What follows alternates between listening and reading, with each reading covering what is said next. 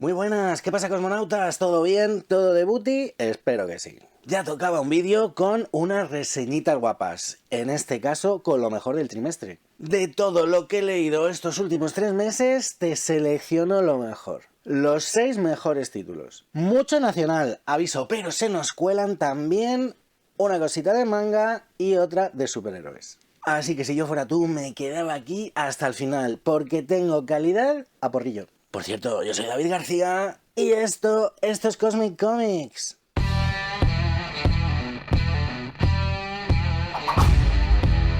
No me quiero extender demasiado con la intro, que hay mucho contenido por delante. Reiterar, como siempre, que os paséis por la página www.cosmiccomics.com, donde tenéis un montón de reseñas. Y hoy, en este vídeo, te traigo 6. Bastante completas. Y es que durante todo este trimestre me han llegado obras de lo más interesante. Como os decía, mucho nacional, y es que últimamente el listón está muy alto, pero bueno, también tenemos algo de manga y algo de superhéroes. Así que sin más dilación nos vamos al meollo del asunto y a lo importante que son las reseñas, y ya las estarás esperando.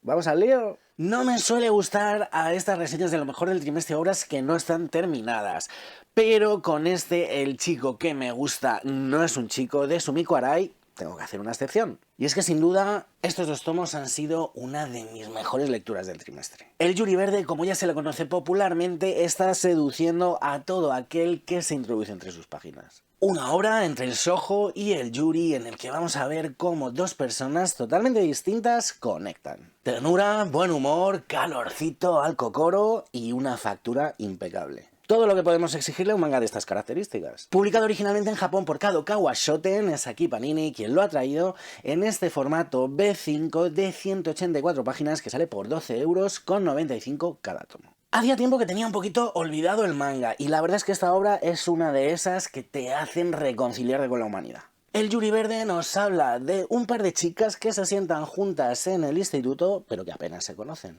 La historia comienza cuando Aya, una chica popular, un poquito pija, pero con unos gustos musicales bastante alejados de los gustos de su generación, conocerá a un dependiente en una tienda de discos. Enseguida vamos a comprobar que el dependiente de la tienda de discos no es otro que Mitsuki, la compañera de Aya a la que apenas presta atención. Este equívoco, alrededor del cual gira toda la historia, hará que estos 2 personajes entretejan una relación preciosa. Y a través de esta trama, la autora explora ciertos temas que me han llamado la atención. El choque entre 2 mundos muy distintos, la amistad y el amor adolescente. Y, por supuesto, el universo estudiantil adolescente. Ante la perspectiva de que 2 personajes tan distintos como Aya y Mitsuki, que comparten su amor por el grunge y el rock alternativo de los años 90, algo bastante raro para la generación a la que pertenecen, la autora explora una serie de situaciones que nos hablan sobre las relaciones interpersonales entre los adolescentes, los miedos y anhelos, la inexperiencia en determinados campos sociales, con un ritmo perfecto, algo inherente a cualquier tipo de historia romántica que pretenda funcionar, una narrativa exquisita y un estilo muy pulido que bebe tanto del shoujo más tradicional como de líneas más alternativas y modernas. Se nos muestra una historia que se cuece poco a poco, en la que es imposible no enamorarnos de los personajes. Personajes que rompen con sus propios arquetipos para mostrarse ante nosotros reales, vivos, con sus miedos, sus sueños y sus debilidades. Gráficamente es una maravilla. La inclusión del color verde en el blanco y negro es sencillamente genial y dota a este manga de una personalidad propia e indiscutible. La narrativa está bien medida y el ritmo es perfecto. No podemos poner ninguna pega en este apartado y en ningún otro. El Yuri Verde es una de esas historias adolescentes que nos dan muchísimo calorcito al corazón, que nos reconcilian con la especie humana, que nos dan esperanza. Una historia plagada de referencias a la contracultura de los años 90, pero desde el punto de vista de la generación Z. Es imposible que no te caigan bien estas 2, que no las cojas cariño, que no esperes que les vaya todo súper bonito. La exploración de los sentimientos, del apego, la pertenencia y la identidad es deliciosa. Y nos vamos a encontrar con una serie de reflexiones de lo más valioso. La amistad, el amor, la homosexualidad, el no binarismo. El Yuri Verde es, entre otras cosas, una carta de amor, a la diversidad y al rock alternativo de los años 90. Y todo esto en apenas solo 2 tomos. Tengo muchísimas ganas de que salga ya el tercero. Por cierto, que si te está molando el vídeo, le puedes dar un buen like, te puedes suscribir si todavía no lo habías hecho y ya sabes que si le das a la campanita, activas las notificaciones para poder estar al loro de todo el contenido que sacamos aquí en Cosmic Comics. Danos un like ahí de booty, que nos viene fenomenal. Mira, y otra de las obras que se me escapó el año pasado es Un oscuro manto de Jaime Martín. El autor de Jamás tendré 20 años y siempre tendremos 20 años vuelve a la carga. En este caso de una historia rural, pero también con ciertos tintes históricos. Centrada en la vida de una trementinaire, una curandera, una vendedora de remedios naturales. Mara, que vive en la montaña, apartada del pueblo, ya apartado de por sí de la civilización, en lo que entendemos es el Val d'Aran. Dato sacado de la referencia que vemos dentro de la obra en la iglesia que se asemeja a San Climent de Taul. Un thriller rural con cierto toque mágico y un protagonismo femenino total. Publicado originalmente en Francia por Dupuis, es aquí Norma Editorial quien lo ha traído en este formato cartoné de 112 páginas que sale por 25 euros. A mí personalmente este tipo de historias rurales con sabor mágico me chiflan.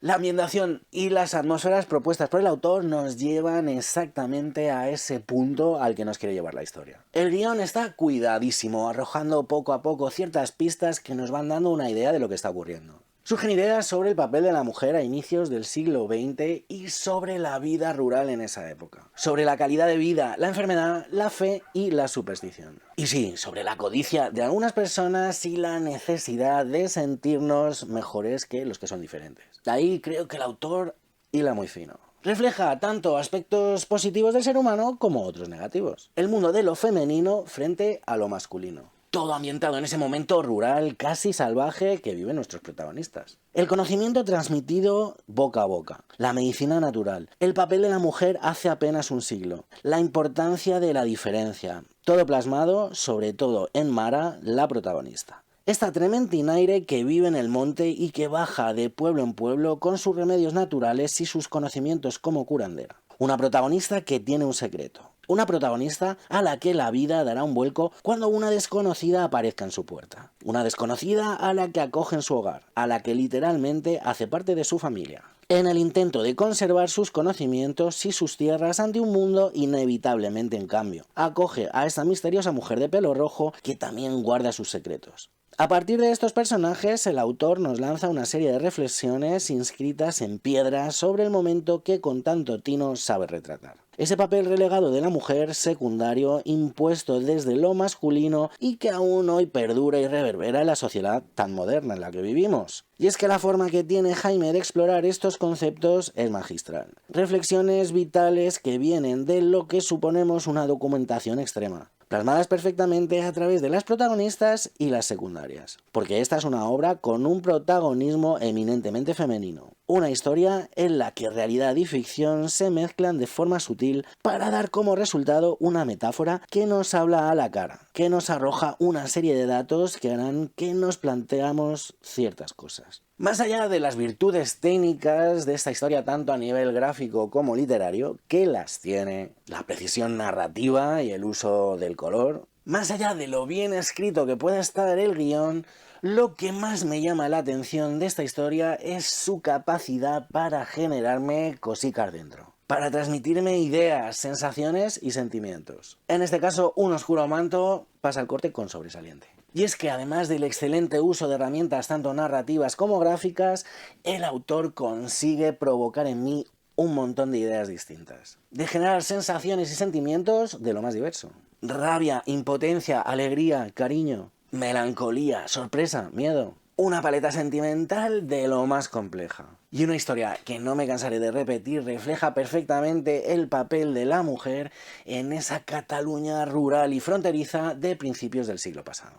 ¿Cómo nos gusta la magia? ¿Qué ganas tenía de meterme en este Zatanna abajo la sala de Mariko Tamaki y Javier Rodríguez? Un tomito dentro de la serie Black Label con los que se estrena Panini en estas nuevas ediciones de material de DC. Un tomo que recopila los 5 números de la serie limitada publicada en Estados Unidos. Y es que yo entro en prácticamente cualquier cosa que haga Javier Rodríguez, ya que probablemente sea mi dibujante superheroico favorito. En este caso, junto a Mariko Tamaki, nos propone una historia que redibuja de alguna forma la figura algo olvidada de Zatanna. Y es que lo bueno de publicar bajo el subsello de Black Label es que te permite cierta libertad a la hora de salirte de la continuidad más canónica y poder contar la historia, bueno, pues que tú quieras. Y no podía haber salido mejor el experimento. Publicado originalmente en Estados Unidos por DC Comics, es aquí Panini quien lo ha traído en este formato cartoné de 192 páginas que sale por 26 euros. Ojo, que mirando la página de Panini diera la sensación de que estuviera agotado,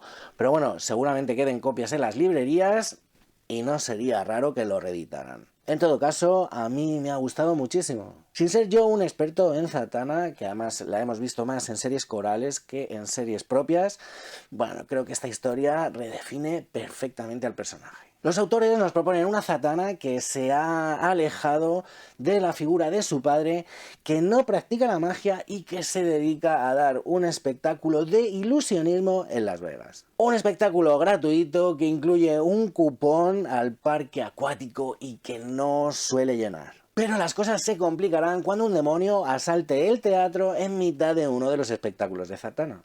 Y a partir de ahí vamos a ver cómo la historia coge forma entre flashbacks y apariciones de otros personajes. Creo que la dupla Tamaki-Rodríguez es perfecta para este tipo de obras. Ceñida al universo DC, iba a decir al género superheroico, pero mentiría, con un sabor claramente indie y un resultado que sobresale por encima de la media de este tipo de productos. Ojo, que DC suele cuidar bastante lo que publica bajo Black Label, pero es que en este caso el resultado es sencillamente mágico. Sea un guión perfectamente estructurado con sus giros, sus referencias y sus momentos de acción y épica le sumas la maestría gráfica de Rodríguez, tienes entre tus manos un producto que no solamente es entretenido a rabiar, sino que te deja una serie de reflexiones de lo más interesante y que experimenta con los límites del lenguaje del cómic. Tamaki nos ofrece una serie de ideas sobre las que giran algunos de sus guiones y sobre las que también sabe relacionarse. La adolescencia, la relación paterno-filial, el amor, la amistad, la llegada a la primera edad adulta o el poder.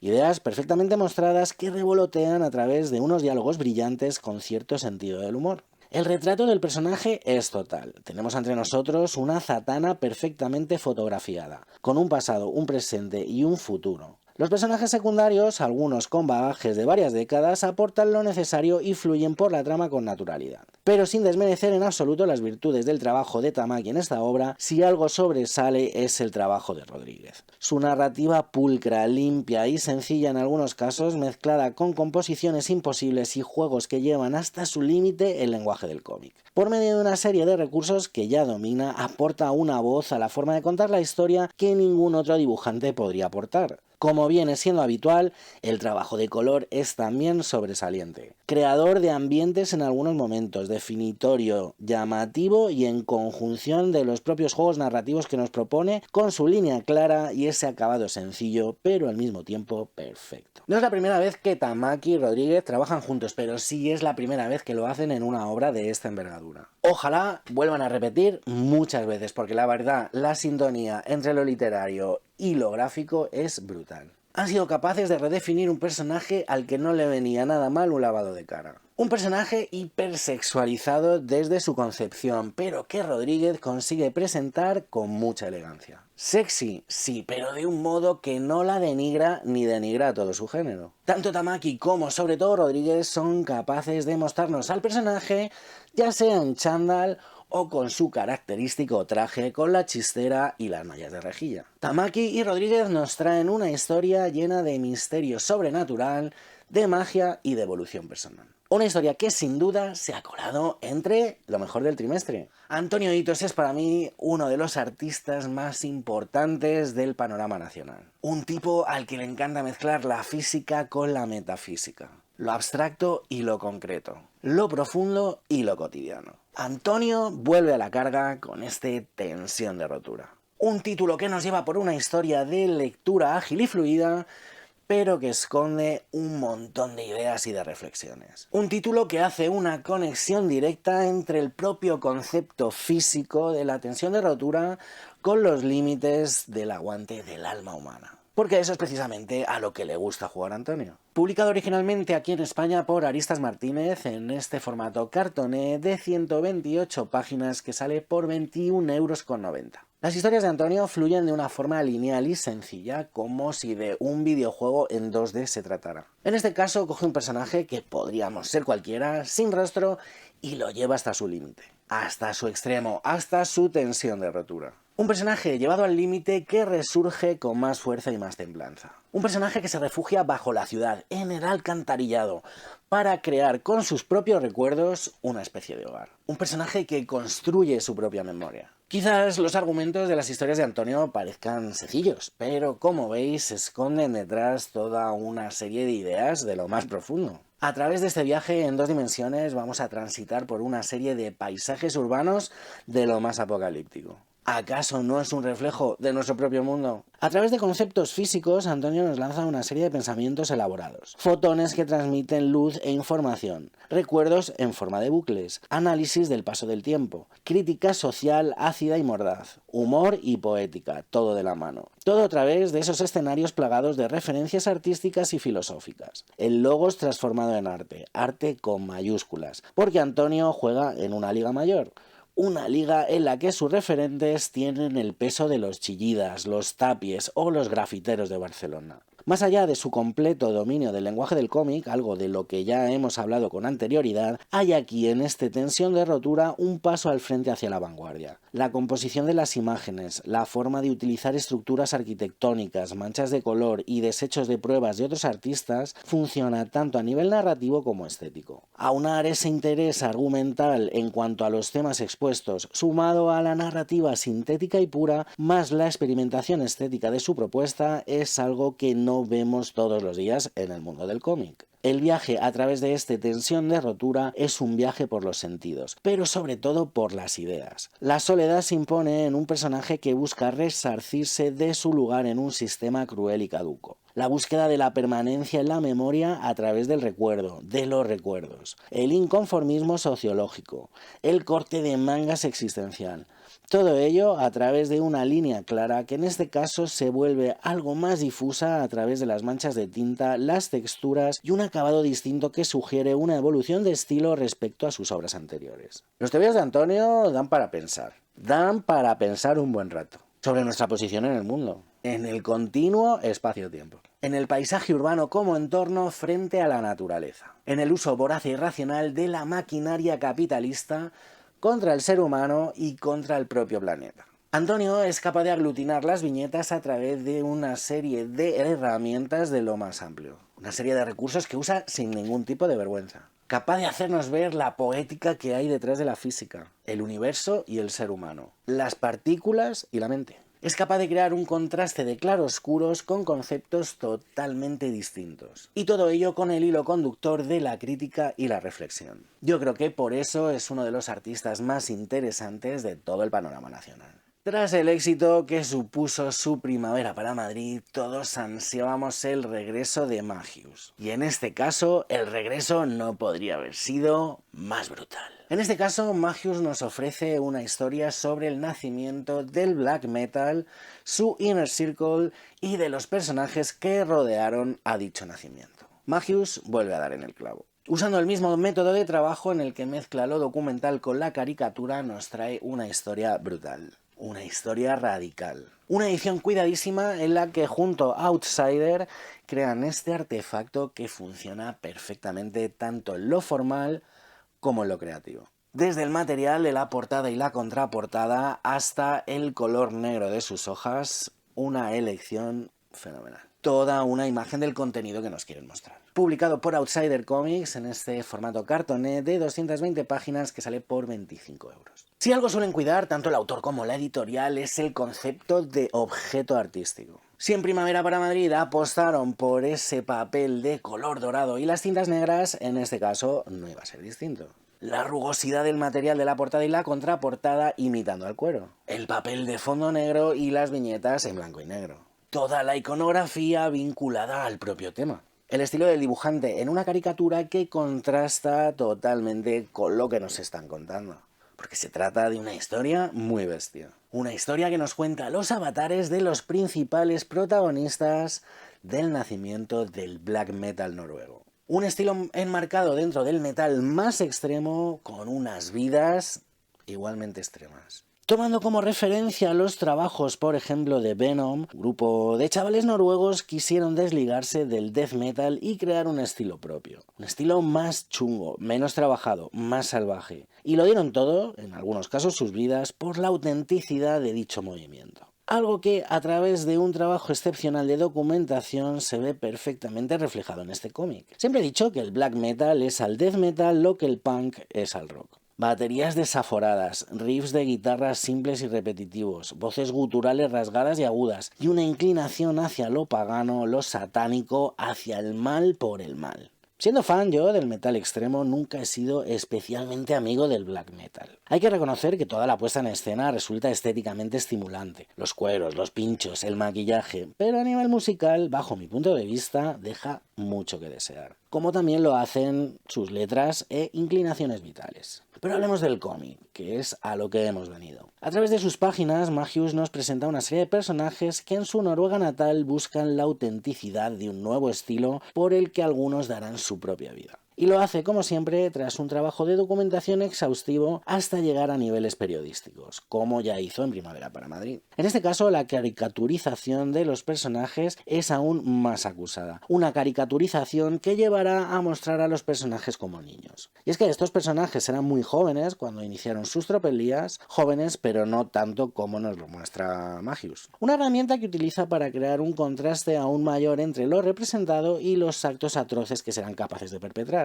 Un estilo que recuerda las tiras de Bored Panda, en la que en tono de humor se cuentan historias cotidianas de una familia aficionada al black metal. Y es que el sentido del humor no tiene que estar reñido con lo más truculento. Magius es capaz de contar una historia grave y de una gran profundidad sin perder cierta comicidad a la hora de plantear ciertas situaciones. Un alivio que quita cierto peso a lo que se nos está contando y que sirve para aligerar la lectura que quizás de otro modo sería más pesada. Como en otras ocasiones, la profundidad de lo que se nos está contando nos sobrecogerá. Y esto es gracias al titánico trabajo documental que hay tras una obra como esta. Es como si el autor hubiera estado allí, como si lo hubiera vivido de primera mano, o como si se lo hubiera inventado todo y esto no fuera más que una historia de ficción. Nada más lejos de la realidad. Es cierto que en el proceso de narración es necesario aportar ciertas escenas que quizás nunca sucedieron, pero en el fondo todas las tramas están fuertemente amarradas con la realidad de los hechos. Algo en lo que Magius sobresale, ya que es capaz de armar una historia que en lo literario funciona perfectamente como historia de ficción sin dejar de lado la veracidad de lo expuesto. Tenemos entre nuestras manos un documento histórico que nos habla sobre el nacimiento